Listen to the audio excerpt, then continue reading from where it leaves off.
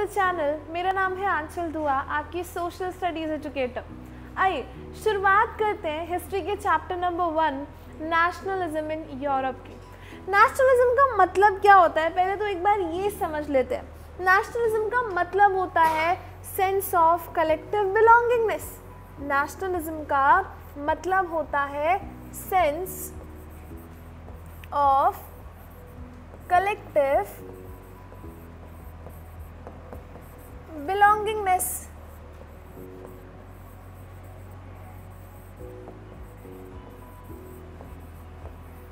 एक ऐसी फीलिंग जहाँ पे आपको लगता है कि आप सब एक ही जगह से बिलोंग करते हो।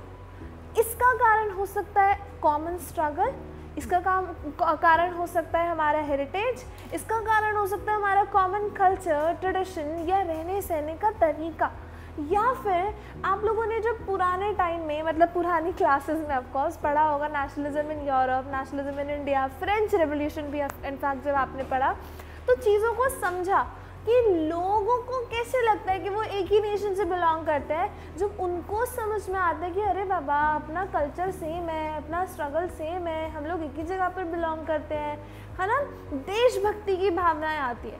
तो अभी इस चैप्टर के अंदर ना हम लोग सिर्फ एक कंट्री के बारे में नहीं पढ़ने वाले, हम बहुत सारी अलग अलग यूरोपियन कंट्रीज़ के बारे में पढ़ेंगे। तो चैप्टर की शुरुआत में आप देखते हो कि एक बड़ी खूबसूरत सी पेंटिंग है। हाँ, मतलब आप लोगों ने ये बात समझी होगी over the period of time कि सबसे अच्छा तरीका अपनी बात को एक्सप्रेस करने का आर्ट फॉर्म के थ्रू ही होता है। आप डांस कर सकते हो, आप गाना गा सकते हो, आप पेंटिंग कर सकते हो। तो फ्रेडरिक सॉरो ने भी एक ऐसी पेंटिंग बनाई 1848 में। फ्रेडरिक सॉरो एक फ्रेंच आर्टिस्ट थे। हालांकि इन्होंने 4 प्रिंट्स को डेवलप करा था, जिसमें से हमें सिर्फ पहले के बारे में पढ़ना है।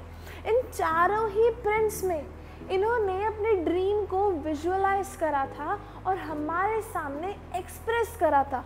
वो क्या ड्रीम था? डेमोक्रेटिक और सोशल रिपब्लिक्स के बारे में। डेमोक्रेटिक एंड सोशल रिपब्लिक्स के बारे में क्या ड्रीम हो सकता है?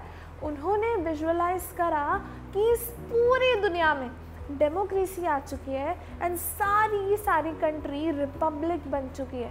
एज इन सभी कंट्रीज़ में एक ऐसी फॉर्म ऑफ गवर्नमेंट है जो कॉन्स्टिट्यूशन को फॉलो करती है, जिसको पार्लियामेंट देखता है, और एक ऐसी फॉर्म ऑफ गवर्नमेंट जहाँ पर सभी के सभी लोगों को लोग चूज़ करते हैं। सभी के सभी फॉर्म ऑफ गवर्नमेंट को कंसेंट के साथ में लोग चूज़ करते हैं। तो उसी कंट्री को कहते हैं डेमोक्रेटिक होना, उसी कंट्री को कहते हैं रिपब्लिक होना।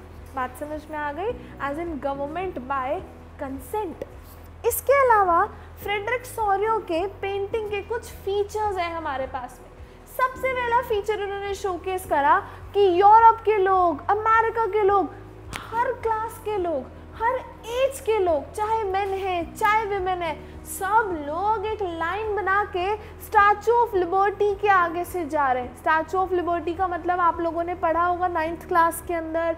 स्टैचू ऑफ लिबर्टी एक फीमेल फिगर है ना, ये रहे स्टैचू ऑफ लिबर्टी, हम लोगों ने 9th क्लास में पढ़ा था। स्टैचू ऑफ लिबर्टी का मतलब है एक फीमेल फिगर जो क्या डिपिक्ट करती हैं?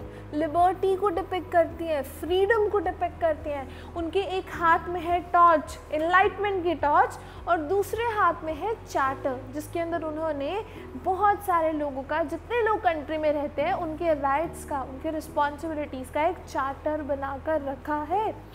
आप अपनी पिक्चर में ये भी देख सकते हो यहाँ पर कि बहुत सारे अलग अलग टूटे टूटे बिखरे बिखरे से सिंबल्स पड़े हैं। ये जो टूटे टूटे बिखरे बिखरे से सिंबल्स हैं, ये किसके हैं? ये एब्सोल्यूटिस्ट इंस्टीट्यूशंस के सिंबल्स हैं। एब्सोल्यूटिस्ट फॉर्म ऑफ गवर्नमेंट आप लोगों ने पढ़ा होगा ना, एक ऐसी form of government which has, जिसके ऊपर कोई भी किसी भी तरीके की रिस्ट्रिक्शंस नहीं होती है।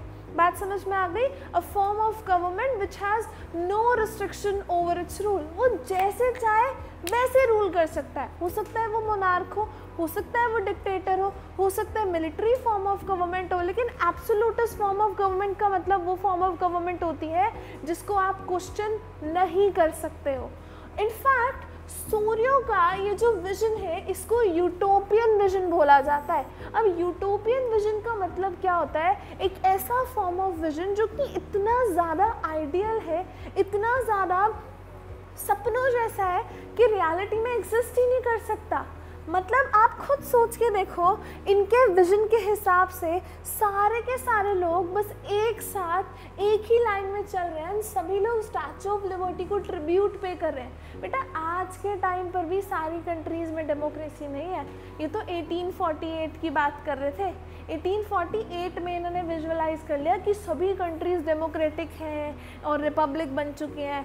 आज के टाइम पर भी वो चीज़ पॉसिबल नहीं हो पाई है। तो कुछ चीज़ ना इतनी ज़्यादा सुहानी होती है कि वो सिर्फ सपनों में ही अच्छी लगती है। इसलिए फ्रेडरिक सोरियो के इस विजन को भी ना यूटोपियन विजन ही बोला गया।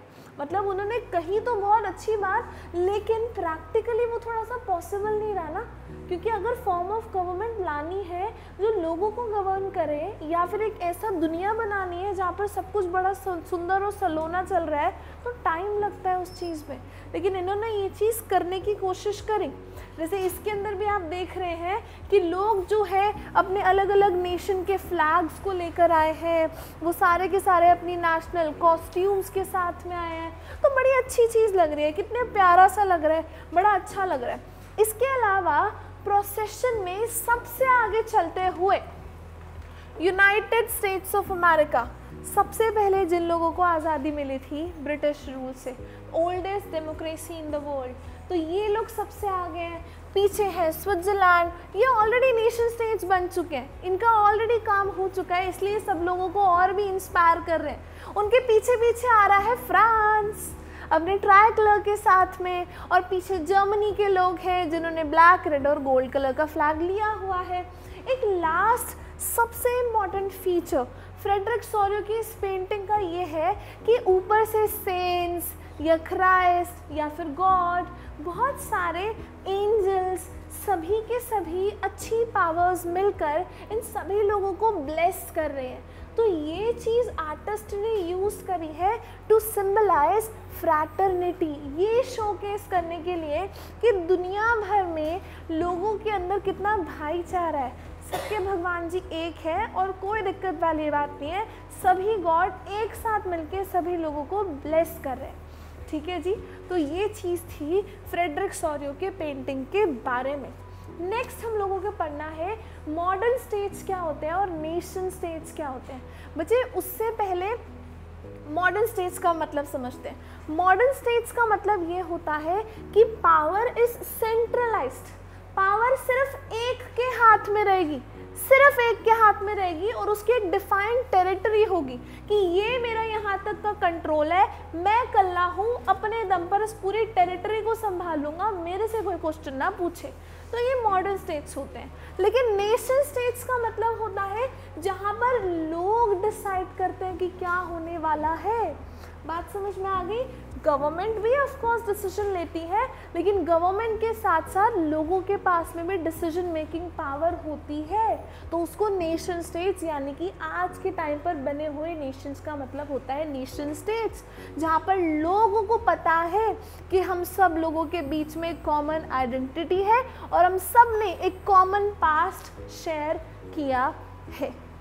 ठीक है, तो अभी की वीडियो में हमने क्या पढ़ा एक बार बता देती हूँ मैं आप लोगों को। अभी की वीडियो में हमने सिर्फ समझा कि नेशनलिज्म का मतलब क्या होता है। नेशनलिज्म का मतलब होता है सेंस ऑफ कलेक्टिव बिलोंगिंगनेस, जहाँ पर लोगों को लगता है कि उनके कल्चर सेम है, आइडेंटिटी सेम है, एंसेस्टर्स सेम है, उनका हेरिटेज सेम है और उनको बड़ा सुहाना सा लगता है सब कुछ। उन्हें लगता है कि हम एक ही नेशन से बिलोंग करते हैं।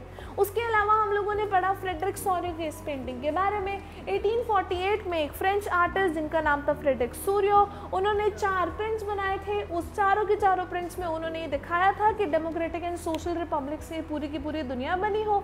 उनमें से हमने पहले प्रिंट के कुछ फीचर्स पढ़े यहाँ पर। अगली चीज़ हम लोगों ने पढ़ी मॉडर्न स्टेट्स के बारे में और नेशन स्टेट्स के बारे में। इस वीडियो को ये ख़त्म करते हैं, है ना, ज़्यादा हो जाएगा नहीं तो। अगली वीडियो में मिलते हैं, फ्रेंच रेवोल्यूशन के बारे में पढ़ेंगे। पूरा नहीं पढ़ेंगे ऑफ कोर्स 9th वाला चैप्टर, लेकिन उसका थोड़ा